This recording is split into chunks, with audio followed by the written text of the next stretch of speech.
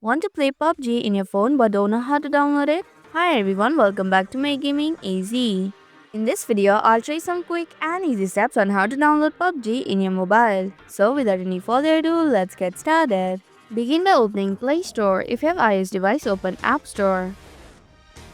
Then tap on the search button which is at the bottom right corner of the screen. Now tap on the search bar and type PUBG. Then tap on the PUBG game. Here you have option to install, click on it. And fast forwarding this section as it might take some time.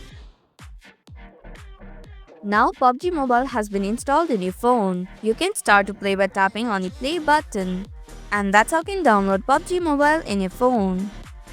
Thank you for watching Make Gaming Easy. Hope this video was helpful. If it was, then hit the like button and comment down if you have any questions or feedback. Also, if you're new to our channel, subscribe and hit the bell icon so that you don't miss upcoming videos.